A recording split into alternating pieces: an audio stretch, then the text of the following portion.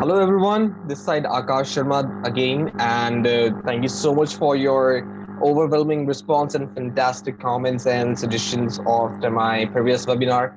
I really appreciate you guys, and that's actually inspired me to give you another webinar and a whole training module for you guys on OWASP top 10 weapon testing and stuff. So yeah, now we are starting off with a complete series of OWASP top 10, where we'll be discussing on stuff like uh, like basic vulnerabilities that a website have, and further we'll be talking about our new training courses that we are launching. So getting back to today's webinar, it's on broken authentication and session management. This is basically one of the application vulnerabilities that exists in the top 10 list from OWASP. So we'll be starting it off. So this is about me. I am Akash Sharma. You guys already know me. I hope so. This is my Instagram handle. You can check my profile. And this is the like this whole thing which we are doing here. It's in association with SECARMY. This is their website. You can check out whatever queries you have. You can go on their forum. You can ask us. We will try to help you out with it. So I'll give you some more information which we have in the end of this webinar. So please stay tuned for them. It's basically about our course and training and other things that we are going to do, or the ventures that we are starting off. I hope everybody's joined in, and I'll be like, as I said, I'll be initiating this by 7:30, so that's the time. So let's start off. So today we're going to talk about OWASP's top 10. So since I know some people are new to this field, so I would like to rather introduce you to this OWASP top 10, what exactly it is. So basically, it's a powerful awareness document for all the web application securities, like whatever kind of security checking we do, whatever testing we do, it consists in this top 10 list. It represents the most top 10 critical vulnerabilities in the web application flaws. So this is about OWASP top 10. The kind of vulnerabilities that we're going to talk about are going to be injection, authentication, broken authentication and session management, sensitive data exposure, XML external entities, broken access control, security misconfiguration, cross-site scripting that basically consists of JavaScript and stuff, insecure deserialization, using components with known vulnerabilities, and insufficient logging and monitoring. So today we're going to talk about broken authentication and session management. So our whole webinar will be focused on this. We will divide them into two different parts. We'll first of all talk about broken authentication, and then we'll talk about session management, and we'll conclude like what exactly it summarizes to. Starting off with broken authentication. For broken authentication, this is going to be our agenda, what we're going to talk about. We're going to talk about broken authentication, what exactly it is, the definition and how it works, testing of the authentication. Then we'll talk about broken session management, and then we'll talk about the testing of session management, and then we'll be wrapping up with some information that I promised in the beginning of the session. So this is the testing guide when we are talking about broken authentication. We test for credentials transported over an encrypted HSTS or HTTP or HTTPS layer. We talk about default credentials. We talk about weak lockout mechanism. We also test for bypassing authentication schema. We also test for remembering the password functionality, like some sites have to remember your password. We'll work on that as well. We'll talk about browser cache, weakness, weak password policy, weak security, question and answers. Like, or if you forget your password, they have some functionality to to ask you some questions that you have already predefined when you were making your profile. And further, we'll also talk about weak password change or reset functionalities, how we can reset the password and we can manipulate it to gain the access for the password or the user account in some way. We'll also talk about weaker authentication in the alternative channel, like if we have any other alternative platform or any other alternative way that we can manipulate to get the access. So these are almost 10 subcategories. This is kind of a testing guide. So OTG stands for OWASP testing guide for OUTHN stands for authentication. And this is a serial number just to explain you guys. So we'll start off with the first one, that is testing for credentials transported over an encrypted channel. So here we'll be talking about sending a data with GET method. When you're on a website, the data, whichever inputs you're getting or whichever inputs you're getting or response you're getting from the server, they are communicating via GET and POST methods, right? So in broken authentication, we check for sending data with get method using HTTP. This is just for an example. I'll show you this kind of a packet when you're using tools like burp suite. You capture responses. So this is the kind of get response that I have captured one for you for an example. I'll show you a POC. It's a proof of concept for this kind of a attack that I have made. This kind of testing that I was doing. Let me just show you guys. So let me explain.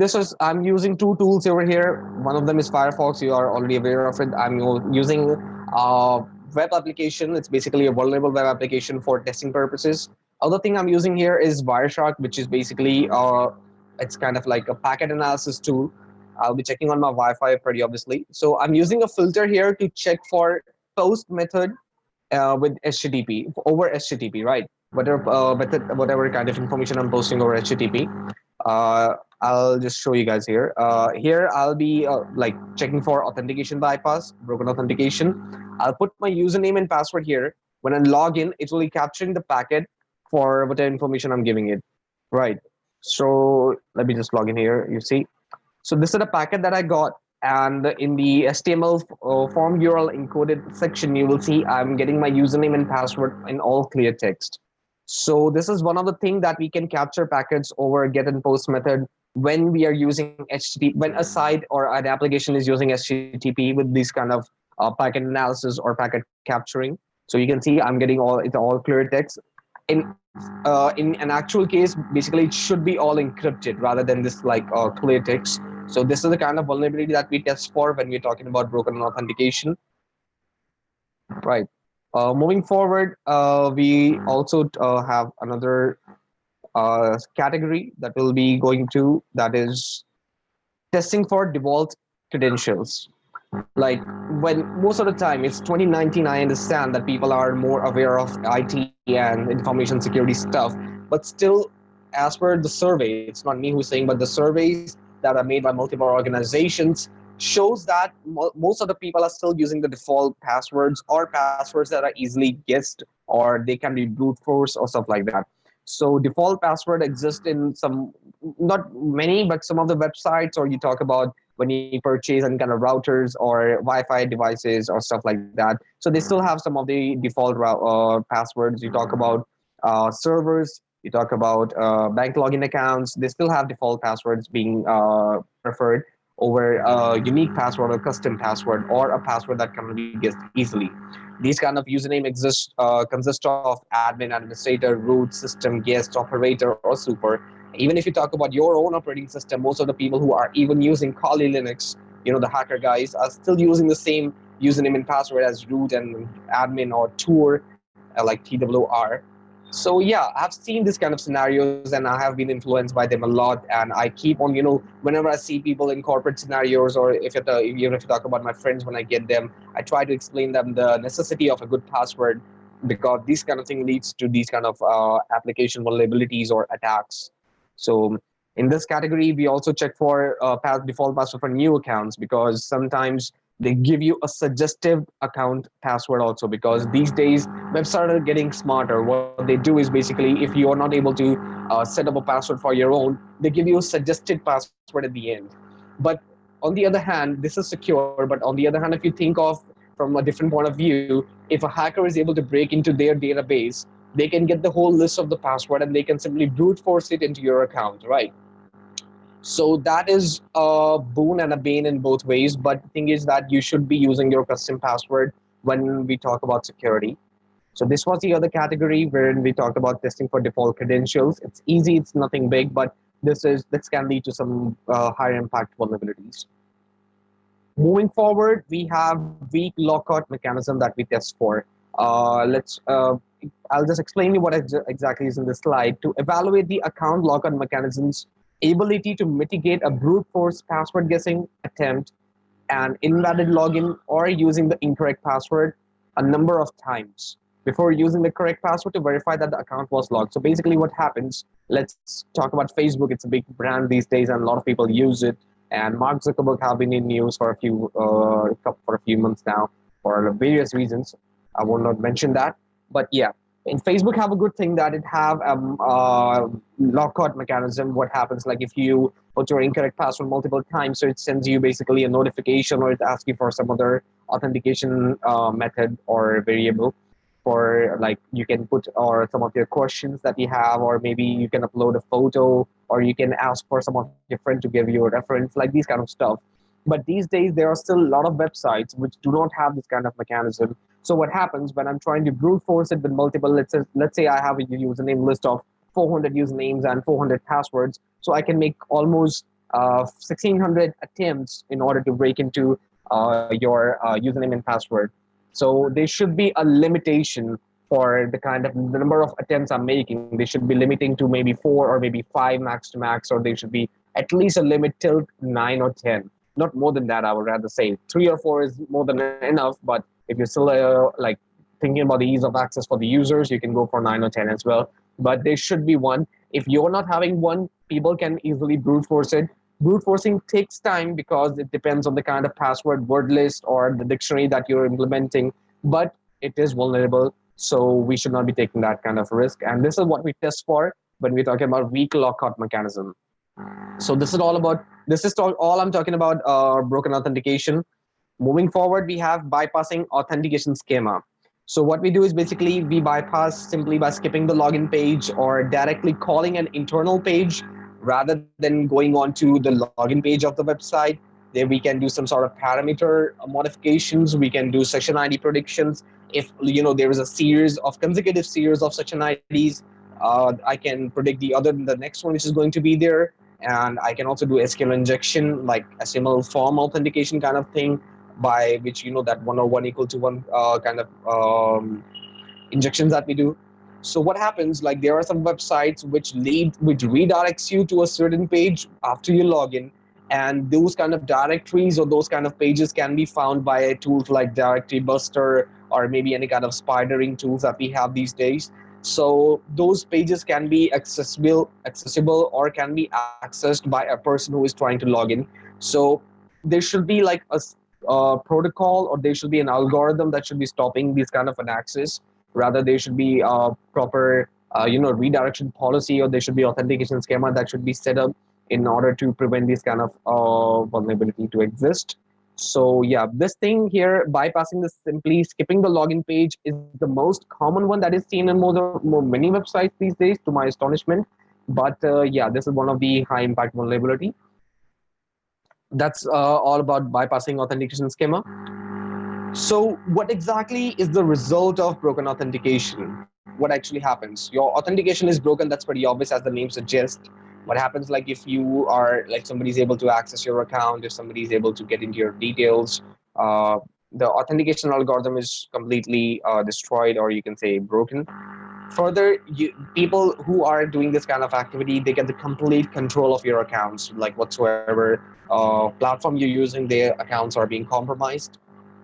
Further, there's a reputational damage and revenue loss. If I'm an organization and I'm having like almost 5,000 or 50,000 customers, and they are having an account on my platform, and if somebody breaks into their account, they'll have a bad image for the organization, not for the hacker, because they don't know them.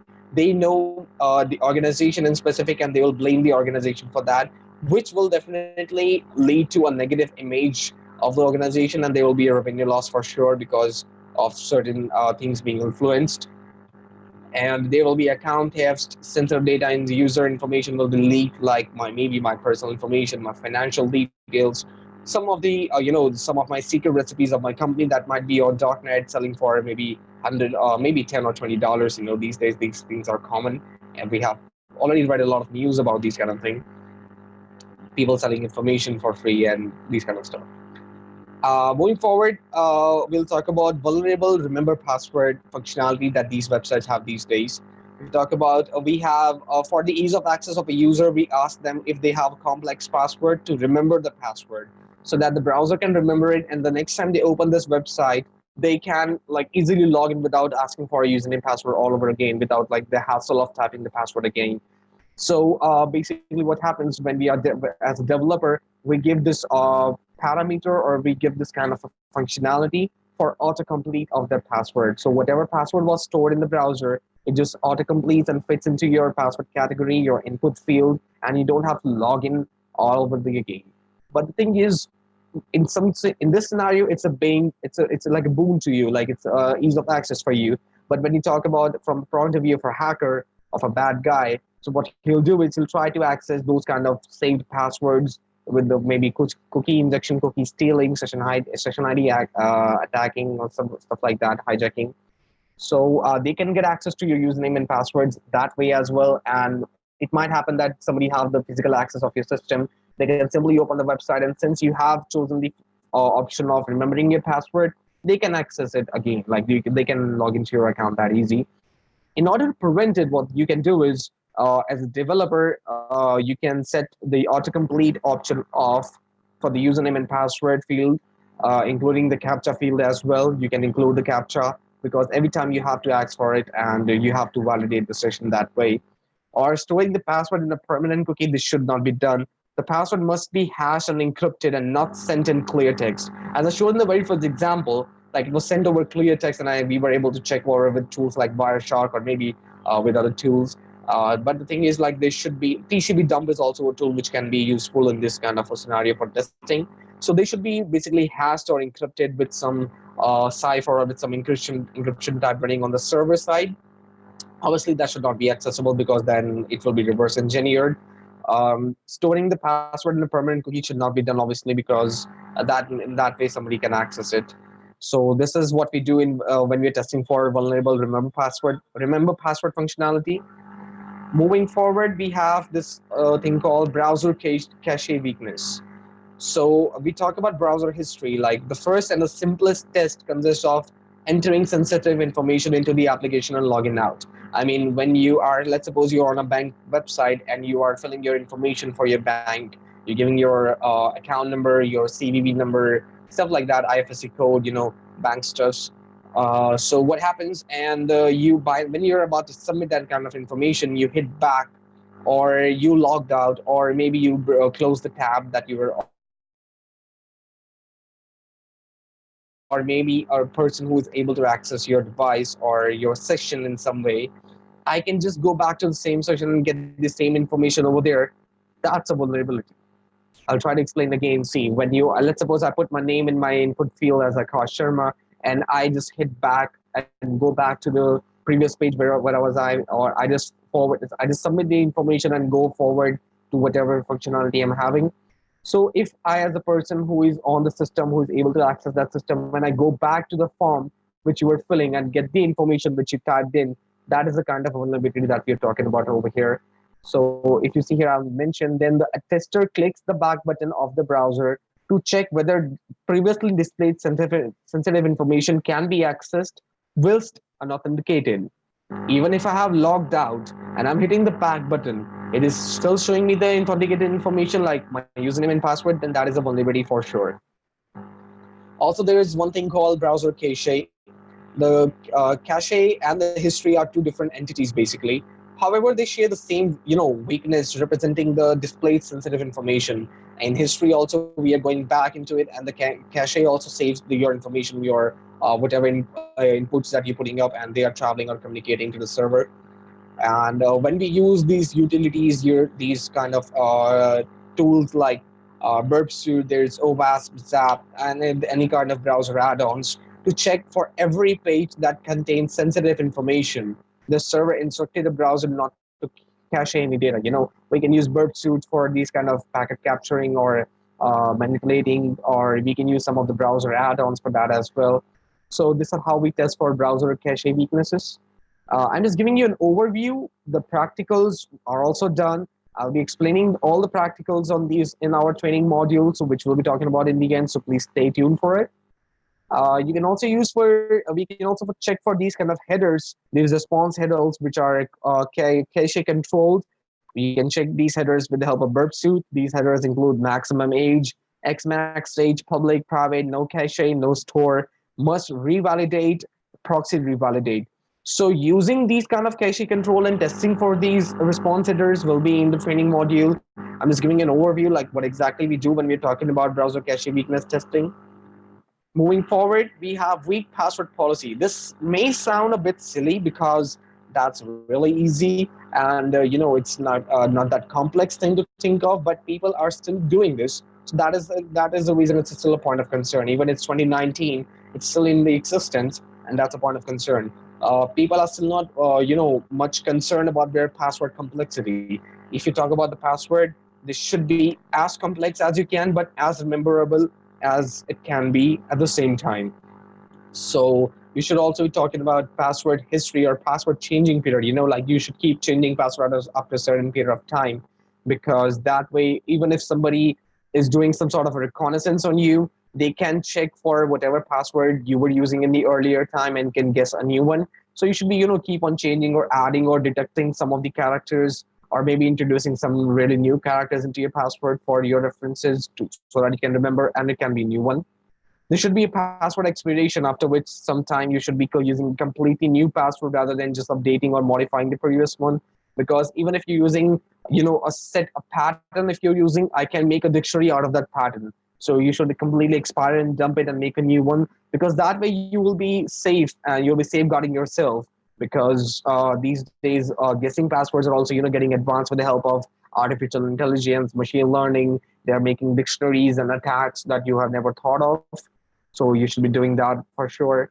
And there should be difference between the last password and the next password, because changing it very regularly might happen that you might forget it, or it might happen that somebody can also, if you're changing it regularly, there's a chance of somebody getting into it, because they will be knowing that you are changing it on a regular basis, so they can attack you in any of your endpoints when you're changing it. So also prevent user to the username and the account as a password. So you should not be doing it. This is again coming on the same thing as a default password policy. I mean, you should not be using it. Should not be that easy. If my name is Akash, my username is Akash, my password should be Akash with the characters.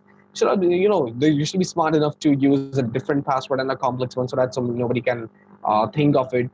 We are talking about it. It sounds silly. It sounds very obvious that you should be doing it, but people are still not doing. And surveys have shown that people still are using most vulnerable passwords like 12345, or maybe stuff like that. Password 123 and stuff, silly stuff like that. So yeah, being a hacker, you guys might be aware of it, but I'd rather say you should spread this kind of awareness on a regular basis. Be a responsible one. And this is about when we're checking for a weak password policy. Moving forward, we have a category called weak security question and answer.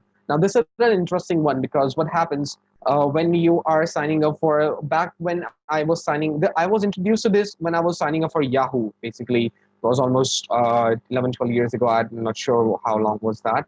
But yeah, this is what I came through, and I got to know it for the first time that this kind of thing is in existence.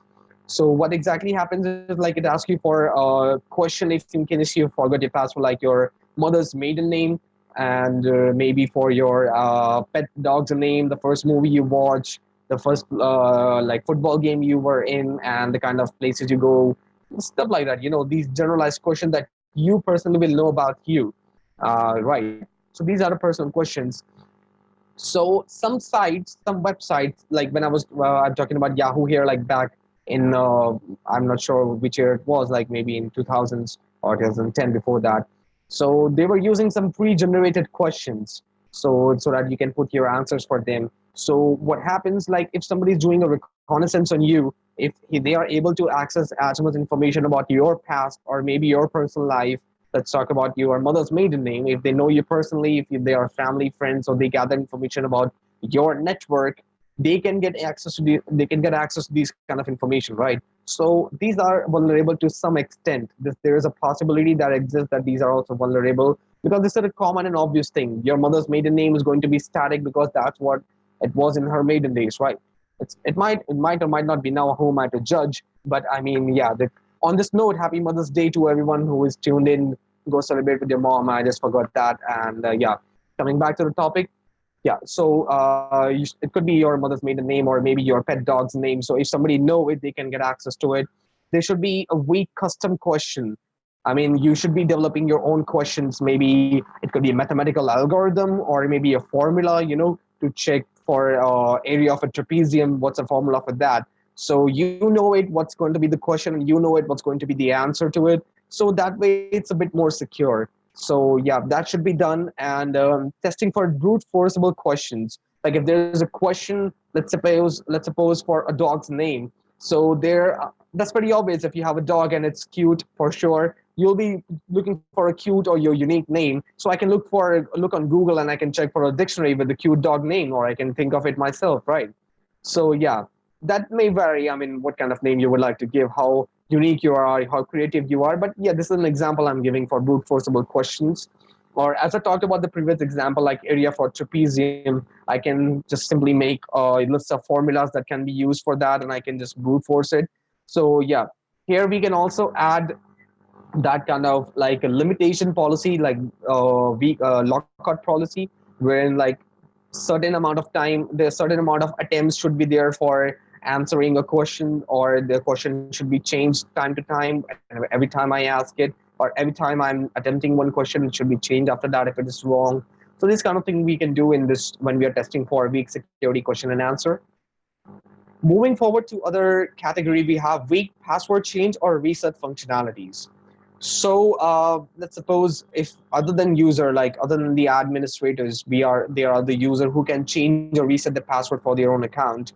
So that should not be done. I mean, if I'm an admin of the user account and I have let other almost 10 or 15 users to access the same account, I should be the only one who can change the password or the username for the account. Like these kind of administrative information, I should be able to change them. If I have given an access or a privilege to a user, that should be very reliable. Or like this should not be done, but if you're doing it, you should be doing it responsibly. Moving forward, we have if users can manipulate or subvert the password change or reset process to change the reset password for another user or administrator. So what happens, like sometimes people are able to manipulate the directories or the redirections to password algorithms or password pages, their PHP pages that are changing it, or the JavaScripts that are being used. They can use it, or the resetting process, if I'm able to access the session IDs or session cookies, or maybe there are some validation tokens that I can access when they are sent to my reset password mail. So yeah, that can also take place. So we should also be testing for these kind of things. There are multiple categories that can happen in this case, but again, for that there is a practical approach that we can use.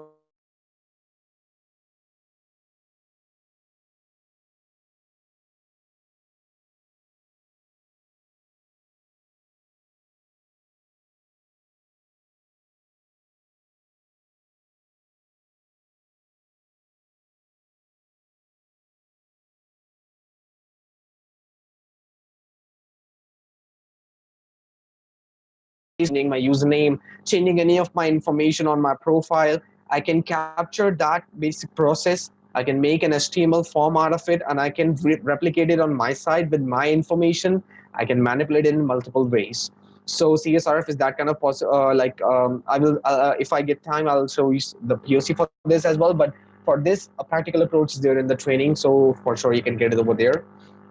So this is what we test when we're talking about weak password change or reset functionalities. We should be, coming up with some new ideas or new algorithms or new ways for resetting password. There should be like unique tokens every time when you're setting up a password or resetting a password. So this way it can be prevented. The next category we have here is for weaker authentication and alternative channel. So what happens, like if I am using a website, like other alternative channel can be a standard website which is redirecting and it is accessing my password or information.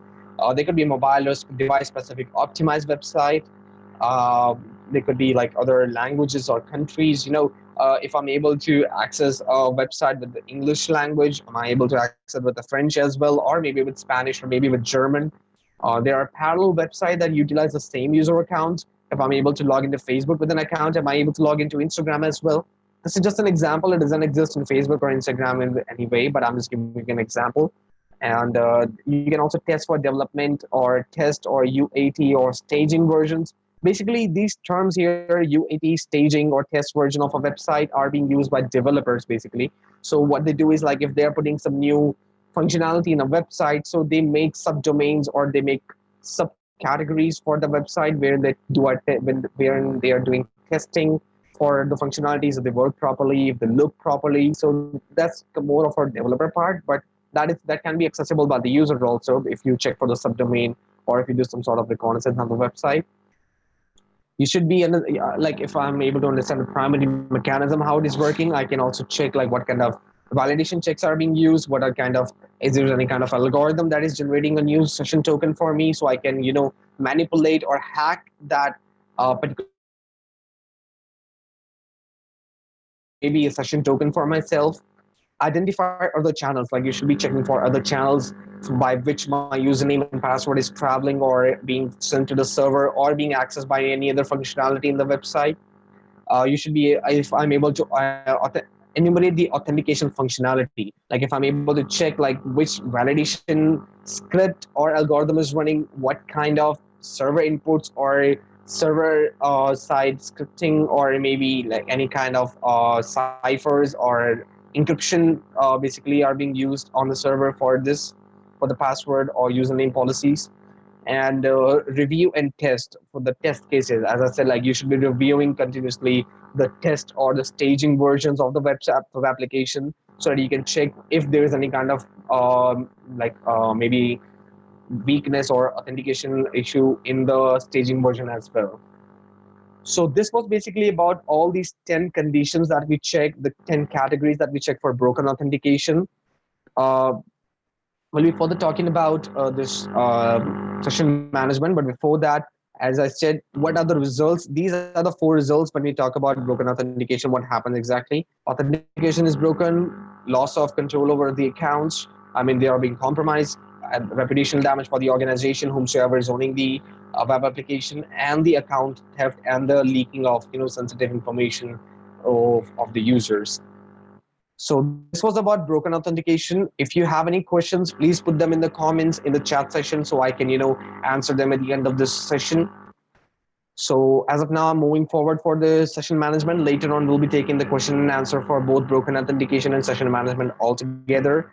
And yeah, of course, the practicals are all available. They, like, all the study material for this will be given in the training module. So if you have got them already, that's really great. Else, we'll discuss that about in the end of this whole webinar. So talking about our second category, it's called session management. So what is exactly it is a process by which the server maintains the state of an entity interacting with it. So what happens if I am logging into a website and I'm giving them my username and password, they are giving me a session on their platform, right? That's a session that I'm having where I'm interacting with the platform with my own username and password. So that's a session that I'm getting. That session have a specific ID for that particular session. So when we are talking about session management, that's all what we are looking at right now, that ecosystem we are focusing on. This is required for a server to remember how to react with subsequent requests through a transaction. So what happens if I am having a session with a platform and I am sending a request to get some of the images that I may have uploaded. So they will check my session ID. If that is a valid session ID, they will give me my information that I'm asking for from the database. Else, if not matched, they won't give me that. That's very obvious. So this is what we focus on session management. The testing guide, some subcategories that we'll talk about. One of them is testing for bypassing management schema. The other is for testing for cookie attributes. And there is session fixation, exposed session variables. We're talking about cross-site request forgery. We'll talk a bit briefly in the session management. And there is lockout functionality that we'll talk about. There is session timeout. There is also session puzzling. We'll talk about all 8 of these categories, this testing guide. Our first category here is for bypassing the session management schema. So just the way we had authentication schema, we were able to bypass it. We also have a thing called session management schema. So here we'll be doing 2 kind of analysis. One is for the cookie and one is for the session. So in cookie analysis, what we do, how many cookies are used in this particular application, like the number of cookies, the using of that, the functionality of the cookies, like what exactly the cookies are being used, which part of the application generate or modify the cookie, like if there is any kind of submit functionality or maybe any kind of modification that is happening in the application, and it is modifying the cookie at the same time. If I'm able to manipulate it, I can do like some illegitimate illegal stuff or unnecessary stuff, unwanted stuff with that. There is like also we check for which part of the application require this cookie and in order to be accessed or utilized. So what happens, like if I'm able to check where this cookie is being called, I can kind of like replicate that kind of a calling process, and I can use that cookie for my whatever, like my motive, whatever I want to do with the application. Second analysis was for this session, like if for the session ID, basically like if it is predictable or maybe it's a random one. If it's being randomized, I can make kind of my own dictionary, which with some random numbers or alphabets or characters. Or if it's predictable, like if there's a consecutive sequence, like maybe 001, 002, 003, 004, I can predict the fifth one will be 005 for pretty obviously because all four were equal and consecutive. So if that is predictable, that's kind of a point of concern. Session timeout must be there, like at what time my session is being timed out. If I'm not using it, maybe I have left or logged into the information, logged into a platform, and I left it for maybe a couple of hours, and I'm logging in, like I'm opening the platform. That should be not letting me log in or access the platform just the way I left it, but rather ask for my username password again and give me a new session rather than my old session. Because that way it will be a bit more secure. Because if you're using maybe and then you close that particular and accessing your information, that's obviously you would not like that to happen, right? Moving forward, we have if session contains a login information, like if again this is somewhat correlated to saving your information, in the browse cache or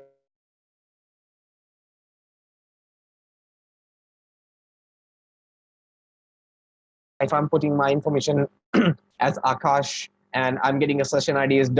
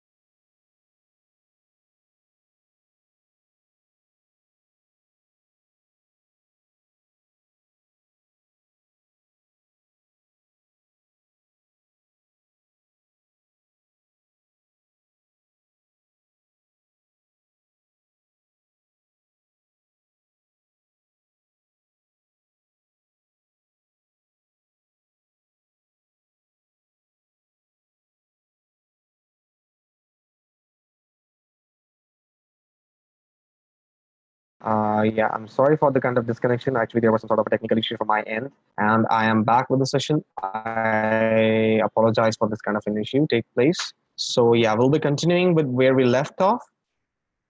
Give me a second here.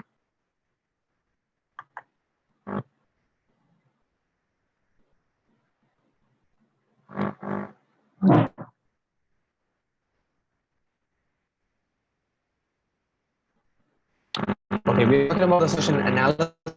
Like if I'm able to put the same information when I'm logging all over again, and if the same ID is being used by same usernames, that is a point of concern, and that should not be happening. And this is what we test for. When we talk about what elements of the session IDs are time linked, let's suppose there is like a timeout functionality, and if it is linked to some sort of after like some amount of time, after a certain time, it will log out. I can or that parameter in specific, I can exceed that time limit, so that that should not be accessible to me on the client side. That should be on the server side, so that it is a bit more secure. That way, that's how it should work. We'll move forward. We have another category for cookie attributes. Session fixation vulnerabilities occur when a web application authenticates a user without first invalidating the existing session ID, thereby controlling the session IDs already associated with the user. What happens like if I'm logged in my account with the name Akash and I'm getting a session ID, let's say 0044, and I log in with another username Terabyte, and I'm getting the same session ID all over again, that is the point of concern, because that should not happen, because in that way I can also manipulate to get the access for the other user Akash as well. And we also, an attacker is able to force a known session ID on a user, so that once the user authenticates, the attacker has the access to the authenticated session. Like if there is a session ID that I have captured or hijacked from somebody else's account with some any mode of exploitation, if I have got the access to their session IDs, and if I am able to log in with my information but using the session ID which I just hijacked, that is a point of concern, and that is what exists in this vulnerability that we're talking about here. You can see like to test a request via web page from a target site. Let's say we are talking about a get request from this example.com, and look at the session ID that is generated by this page. This is the kind of a session ID which we have here, set cookie, and this is the session ID here, or generated by a JavaScript most probably. We authenticate to the website with a valid username and password. Let's suppose I'm logging in with my username and password. And with some proxies like Burp Suite, I am able to modify the session ID and putting my session ID in there. Rather than putting my session ID, I put the session ID which I just captured for some other user account. I'm able to access their account. So that is the point of concern that we're talking about here when we talk about cookie attributes testing. So this happens, and this is a big vulnerability when when you're doing bug hunting. You can look for these kind of vulnerabilities, or you can find some good bounties. So yeah, that's a different approach altogether. But when you're talking about web application testing, this is what we look for. There is another thing called session fixation. Like we use secure attributes, HTTP only attributes, domain attributes, path attributes, expiry attributes. Like if we are able to manipulate any of these mentioned attributes in any way, if we are able to change or modify their parameters, or able to manipulate the parameters to our own entities or our own attributes of our own. Maybe if I'm using, let's suppose I'm given a session ID, or maybe this you talk about this domain app/mysite.com. If I'm able to change it and I'm changing it to my own malicious website, and if I'm passing to into my response headers, that's when I'm session like fixing up the session, and I'm manipulating the session in some ways. These all attributes, this session fixation is more of like a kind of practical approach, because you have to perform it, and there should be a POC for this as well, which we have included in our training session. There will be a lot more. So I'm just giving you an overview what exactly happens when we're talking about these kind of topics. So this is what exactly is happening when we're talking about session fixation. We are changing and manipulating the attributes that are being used in the headers, or maybe in any kind of responses that are being generated from the client to the server, from the server to the client, vice versa. Now here comes an interesting topic of cross-site request forgery. Like session, we talk about, as I told you, like if I'm generating a response from a web page wherein I am sending my username and password, and it is authenticating on the server side. So whatever response I am able to generate on the client side, I can gather, I can capture that kind of response on the client side, and I can, replicate that kind of a process on my local host, and I can send the same request with some manipulated information to the server, which it will authenticate. So what happens, like if I have seen that session IDs are being used the same, or they are the predictable, or I'm able to, inject some of the session ID into it, what I'll do is I'll capture the password reset option and the password request processed, and I will replicate it on my end, and I will capture the information that is being sent by the server, and I can use it for authenticating the user account that I'm targeting. So that way CSRF is performed basically.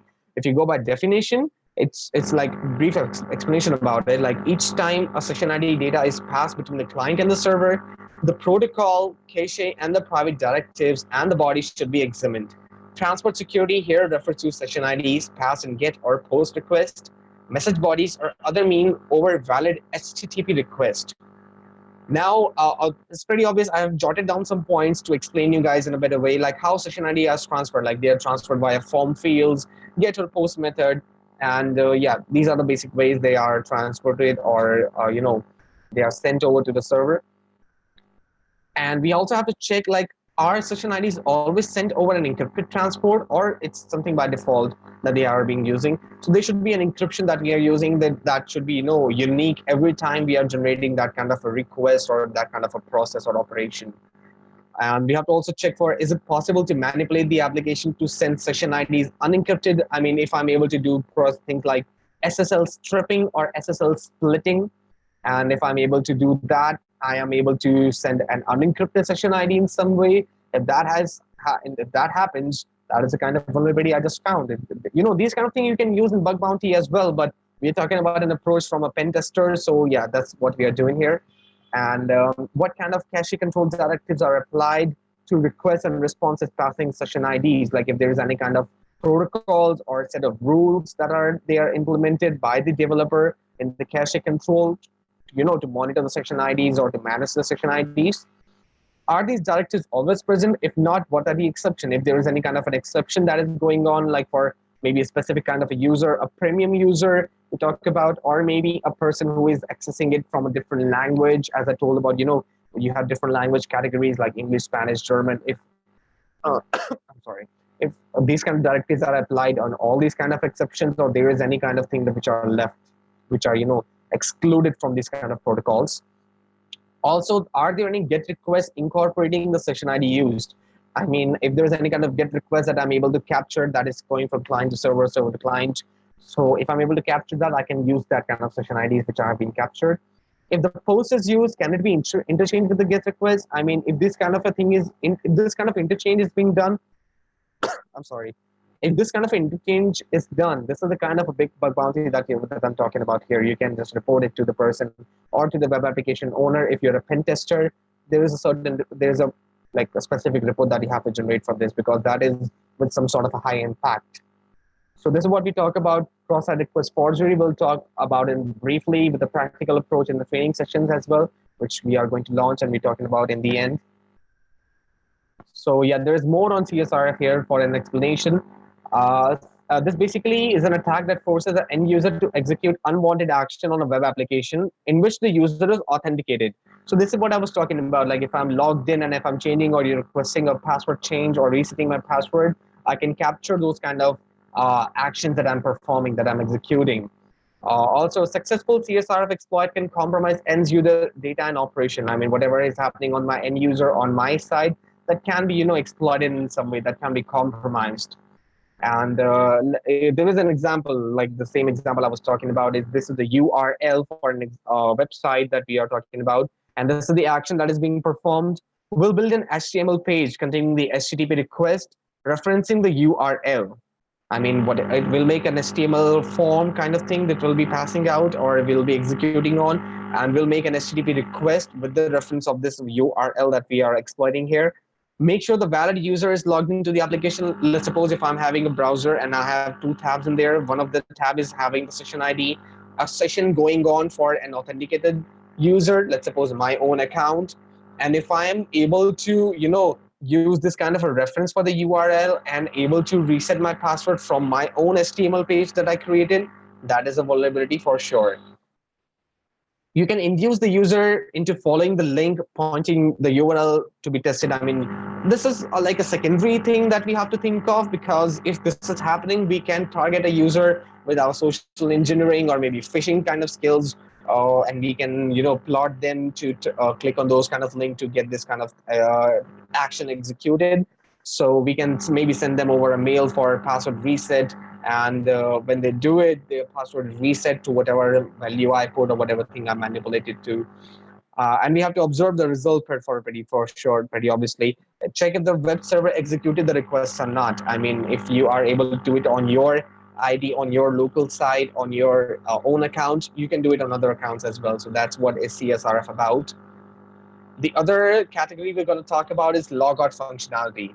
So a secure session termination requires at least the following components: availability of the user interface control that allows the user to manually log out. Like there is a logout function in which you click, it logs out your account. This is what is required.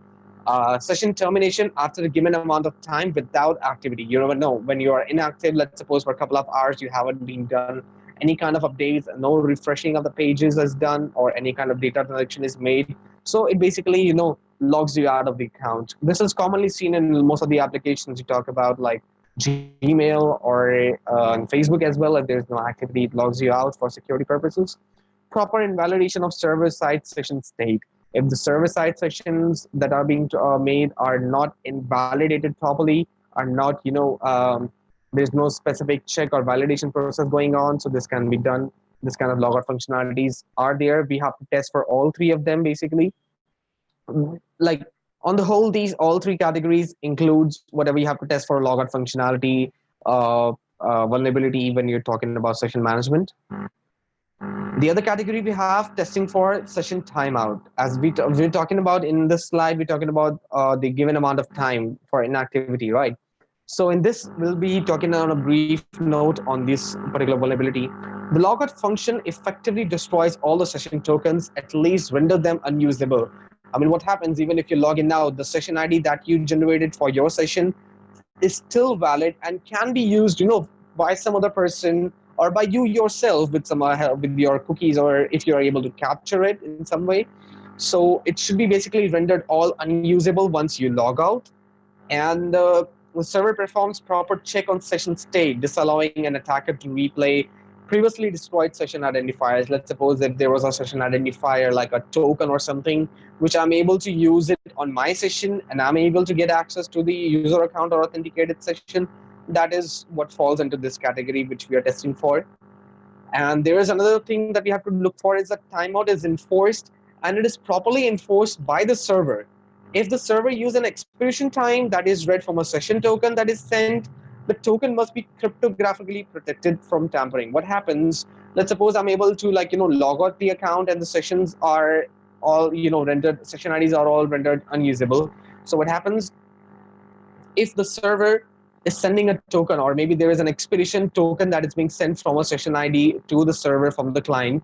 So what happens if I'm able to grab or capture that expiration token and I'm able to exceed the time limit or manipulate it to infinite, or maybe for a session for a specific time I needed? So that is a point of concern, because that way I'll be able to access the session for even longer time, or I can manipulate the expiration time or timeout for that particular session. And if that is happening, if you are if this kind of scenario is there wherein the expiration token is being sent from the client to server, it should be cryptographically protected. There should be some sort of encryption that is running, or some sort of a cipher that you are going through, that it is going through from client to server, or maybe from server to client response. So these things are we are checking when we're talking about session timeout. There is another thing called session puzzling.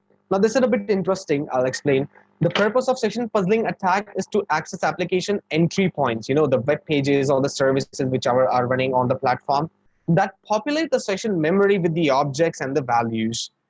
And in order to compose a collection of session objects that enables the attacker to impersonate a valid user, or maybe to bypass a security restriction, and cause unexpected behavior. What happens?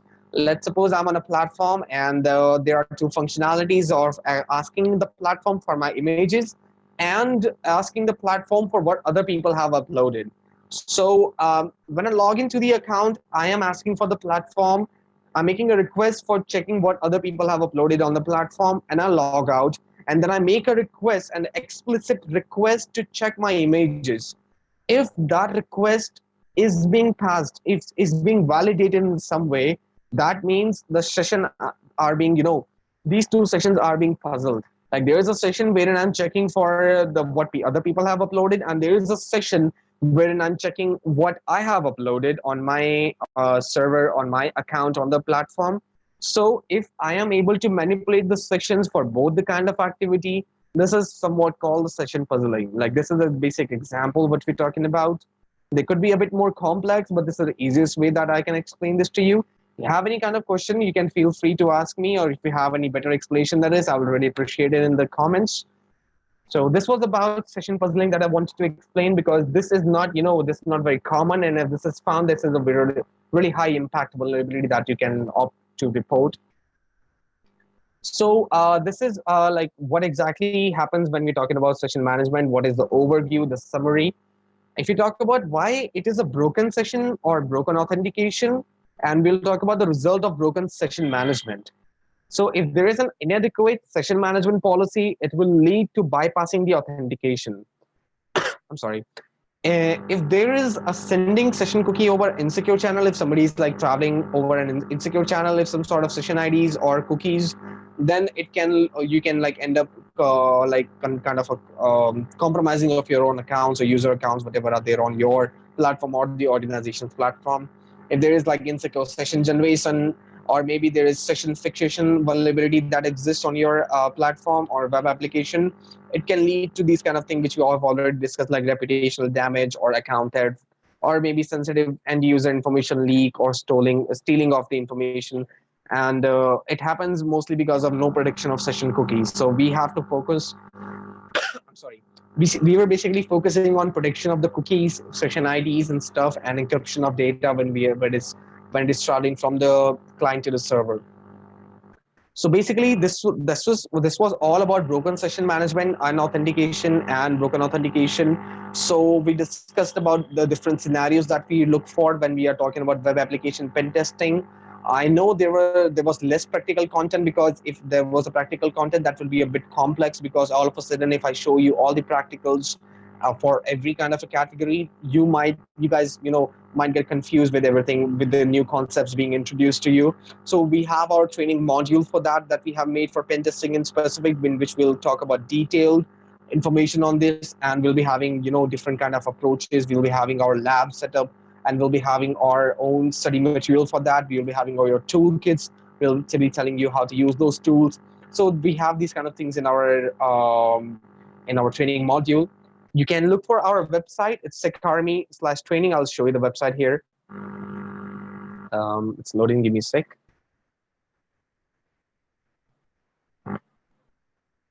There it is. So this is the SECARMY website. This is our training session. We have training sessions for multiple things, like for ethical hacking, bug hunting, CDF training, and this is the session I'm talking about, the training module I'm talking about for web application pen testing. I'll be taking this module for you guys, and about this module, I'll just show you. This is what we're going to get in the module. It's like complete web application pen testing will be discussed in this module. It is going to be a 30-day training program with 2 slots each day. One slot is from 8 to 9 p.m. Indian Standard Time, and the other one will be 9 to 10:30 p.m. Indian Standard Time again. This will be 7 days a week. So in the Sundays, we'll be like clearing your doubts, and we'll be taking questions from you guys. There will be interaction. And on weekdays, I'll be like giving you all the information from our modules. So this is what we're going to cover in this whole module. We'll be talking about all these vulnerabilities in the web applications.